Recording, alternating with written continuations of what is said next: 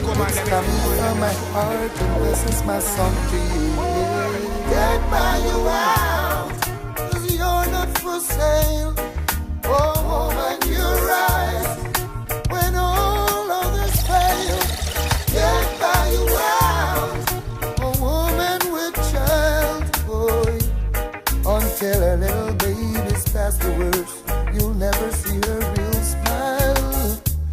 Major walk with you every step, give you the strength, give you the faith, and the will to carry on, yes. Beauty's in every move you make.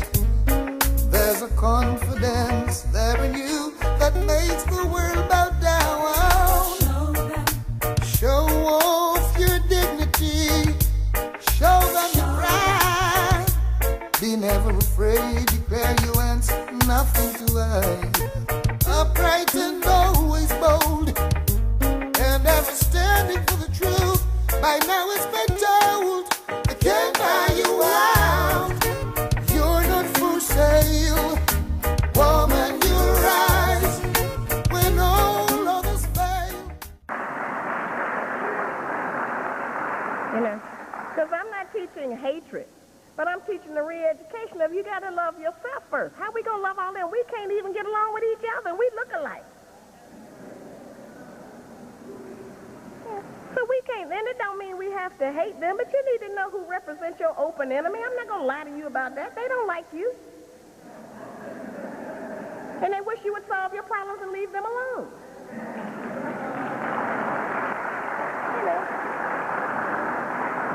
You know, I have to deal with that everywhere. You ain't never heard of one white man that ever grew up in the world and got rich and went and married some Negro. Name one. There is none. Out of the whole 270 million, there's not one. We only represent 12% of the population here. And 45% of all of the people that's black in America that's married, 45% is married to somebody in another race. Trying to get away from self. Don't want to be around nothing that remind me of me. You know? So we need to get an education on that, just what we really think about each other and what we really think about being black. You can't get out of it. You can go somewhere and pretend you white, or you can be around so many white people you start to talk like them and dress like them, but you still ain't white. You know? And then they give you that where you can have the children, and the children are biracial. The World Health Organization only recognizes two kinds of life, human life on Earth, white and non-white. It's only two kinds. Just like there are only two sexes, male and female. You need a re-education on that.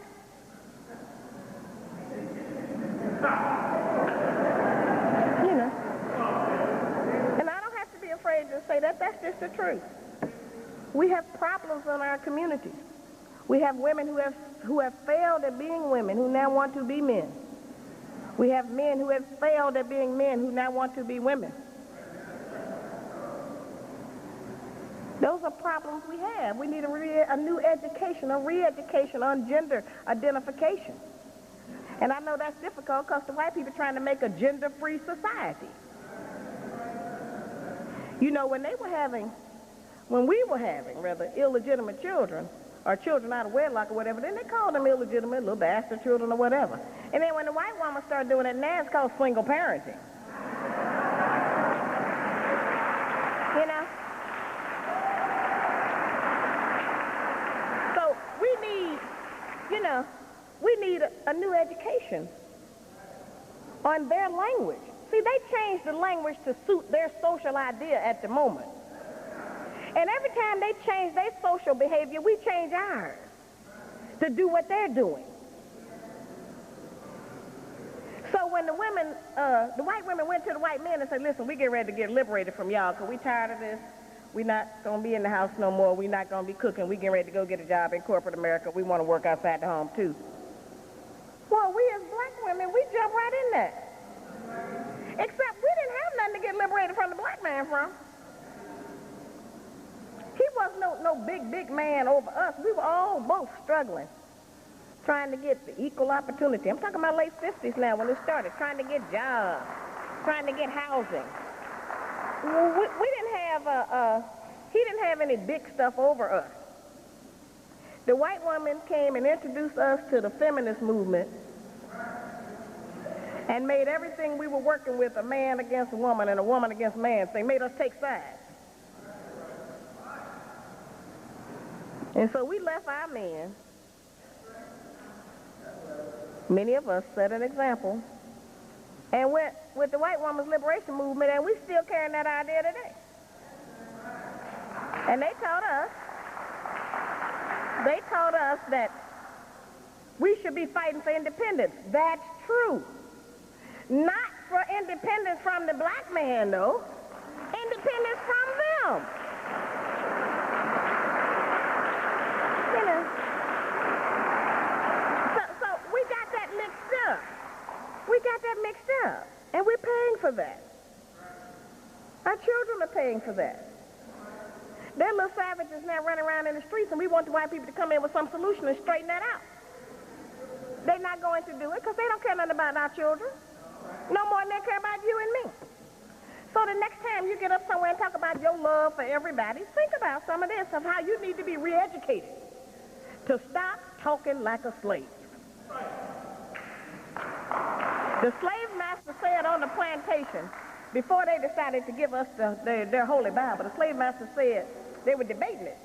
Slave master said, now give them the Bible, because this book will serve me when I'm present and when I'm not present.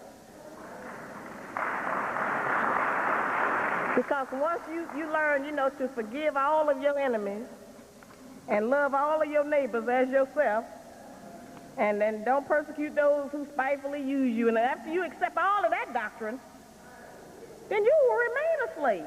You don't need no slave master.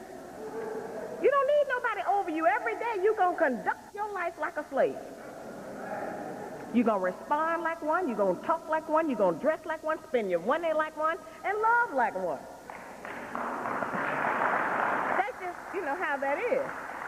So I'm going to close with just giving you the general slave profile so that you'll have some idea what we're talking about. You know, you need to be able to look in the mirror and know what you're doing, but you also need to be able to look around you at the other slaves and recognize, you know, where they are too. A lot of what I talk about sometimes people say is not relevant anymore because things have changed. But you must remember that change doesn't necessarily mean better. Change just means different. And things are different. We are in the worst condition now than we have ever been in 439 years. You know. So let me just give you a few of these, and I'm going to just move through this quickly because we want to get to Dr. Jeffries and Dr. Martin, who have a very important message to bring us. Refers to other black people as you guys instead of sister and brother. You know, we used to just call each other sister and brother, but as the white people have taught us more and more this personal independence, we don't want to say no words to each other that might suggest that we are connected or that we have any kind of family relationship. And so everywhere I go, all over the country, everywhere I am when I'm around black women and black men, what you fellas gonna do? Where are the guys? And I wonder, what are you talking about? You know, and before they call me Sister Shahrazad or Sister Ali, they'll say, lady, you know, they don't want no connection. That's what a slave do. Slaves want to be depersonalized. Slaves don't think about nobody but self. Slaves selfish, trying to survive and think it can't act like it got no relatives. You know, that's what a slave does. The slave also wears brand name clothes so that the designer's name is clearly visible. Now that's a bad problem y'all know we have. You can't look at a black man on TV. He got Nike on his head. He got Reebok on his chest. He got something else on his feet. You know, I'm so tired of y'all being slavery time walking advertisements. If you're going to put somebody's name on, put your own name on. You know, stop wearing everybody else's name. like a slave on a plantation. White people brag about how cheap they got something. They got y'all tricked up. Y'all brag about how much you paid for it. How much money you gave them. As the sister explained, the markup on clothing and garments is 40, 50, sometimes 75,000 per set. We can't afford it. We ain't making no clothes. You know? So, you know, that's something else we need to do.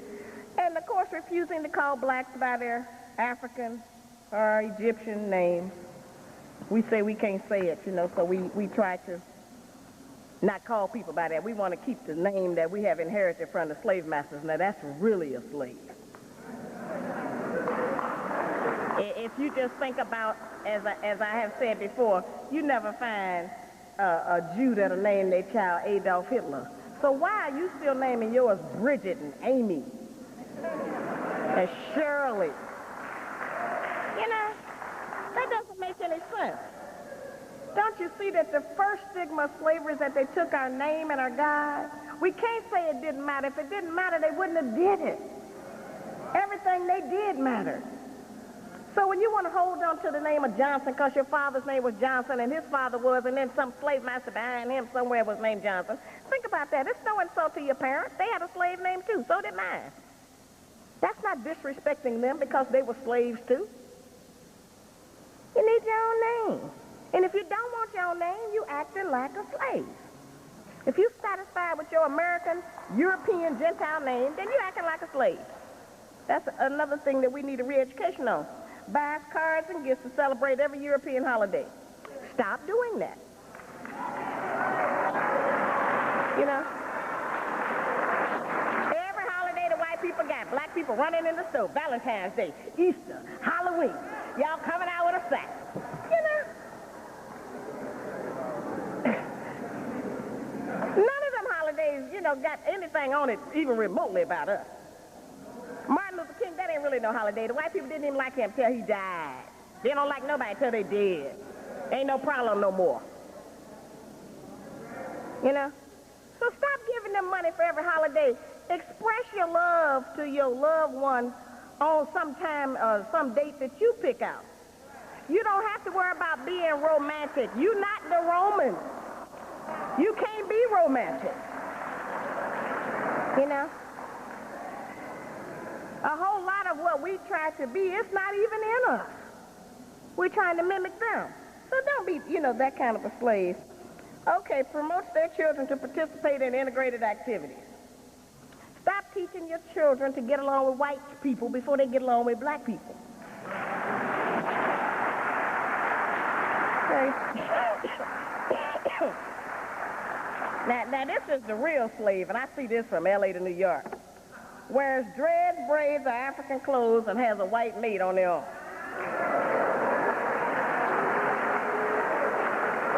Okay, that's still going on. That's still going on.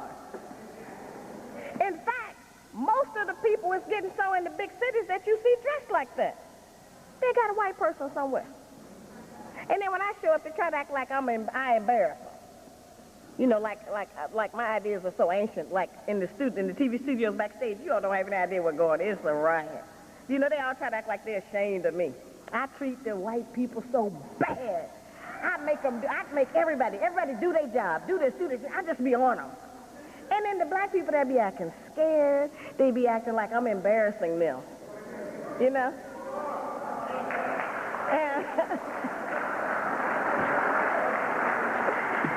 okay, another mark of a slave is a person that loves to move into a neighborhood with all whites. Trying to get away from the rest of us. Okay? And certainly a mark of a slave is a person that insists on eating pork no matter what they have learned about it. Okay? Buys black children white dolls and books featuring white characters. All those symbols mean something. Don't let your children know what white people look like before they know what black people look like. Let them learn about self. If you're teaching them about the slave master first, then you acted like a slave. Becomes happy and animated when talking to white people. We see that all the time. You know, some of us can't hardly talk at all, but you let somebody white start asking us a question. You see all the teeth, give up all the directions. I see it all the time. I hate that. I was on an elevator in Chicago, and I was just standing there with the bellhop, and I was standing there while two white men got on the elevator, and I was, you know how you do to keep from looking at everybody. I was looking at the numbers go across. I was up on like the 18th, 19th floor. Anyway, the devil over here to my left say, are you here for a conference? And I said, no. And I was so mad at myself. I answered automatically. And I said, none of your business what I'm here for. And then I turned my head back around. You know, because I got mad. I was angry. And I recognized that when that white man opened his mouth, what is it? You know. I was so, you know, so it can happen to anybody. That's my point. And I know I'm conscious on it. So I just turned my head and said, none of your business what I'm here for. You know, I ain't the information bureau. You know, I don't have to answer, you know, I ain't got to answer no questions. You don't have to do anything. And that's just, as I said, that's not to be hostile. Sister asked me, well, how do I get along with them on my job if I don't laugh at their jokes?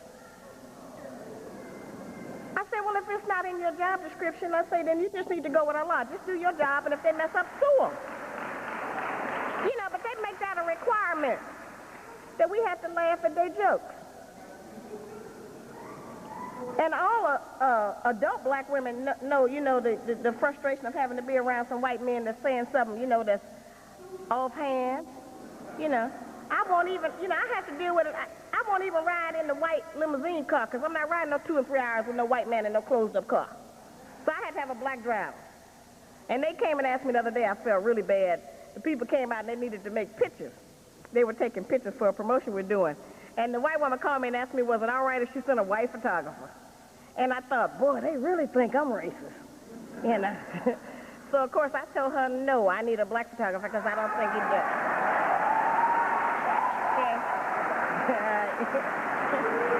Because every time I travel and say I don't want to be bothered with no white people, then they have to go hire and round up a bunch of black people to come and deal with me. And I have reached a point where I can have things pretty much like I want to have them. And so that means I can ask for what I want, and if they say no, I can say, well, okay, I ain't coming. You know, so, you know, I've been blessed in that way. Now, the other way that we act like a slave, I got 5 more minutes, let me tell you this. The other way that we act like a slave is that we make our little children, one of the first things we do is they're growing up, when they get to be 2 or 3 years old, and we bring company in, we say, get up and dance. Show them you can dance. Watch them dance. That's from slavery. You know, they used to make us dance. Make all the people dance. And so we still do that. When we have a baby, the first thing it can do, we call somebody in and we'll spank that child if it won't dance for the company. We'll beat that child. You better dance. That's from slavery. Being greedy. You know, we got a reputation across the country. If we go somewhere to a buffet or eat all you can or eat all you want, we clean them out. You know, we take food home in our pocketbook. You know, that's from slavery. It's a slave reaction of being deprived of food and having to sneak and hide and hoard food. So don't go out. If you're going to go to the white people restaurant, then don't go in there acting like an abject slave. Don't do that to yourself. Not that we got no image to protect in front of them, because they already know our condition, so I don't have nothing to hide from them. I'll be wide open with them. Because they already know what condition I'm in. Yeah, and I'm mad about it. You know, and that's the same, you know, that goes with the being overly attracted to fine clothes, stealing paper clips and stuff on the job, stuff you ain't never gonna need at home. Come home with a box of staples. Don't do that. That's a slave behavior. You know, work at the hospital, bring home a crate of cotton balls. Don't do that. Anything. During slavery, we had to steal. We had to use pilferage. We had to get any little thing we could. And so today, we still do that. We can't help it. If it's there, we'll get it. You know, don't do do that. Don't act like a slave. You know, don't do it. You know, and it takes some control because it's like an automatic reaction because it's so deep into us, you know, but, you know, try not to do that, you know. White people gave the Indians alcohol. They gave the black people drugs. So we have to be careful. We know that they have substances that they will give us to try to destroy us. And we can talk about the violence on the TV and all of that, but there don't no white people come in our house and cut the TV on. We cut the TV on in our house. And we can cut it off. You know, so every time we decide, you know, to do a lot of these kind of basic things that we got from slavery, just don't act like a slave. I want to leave you with that thought. Stop acting like a slave. Find out what the behavior of a slave is and stop doing that. It is one of the reasons we cannot make progress. Because they put some things in motion that even without a slave master, we still acting like a slave. All right? Assalamu alaikum.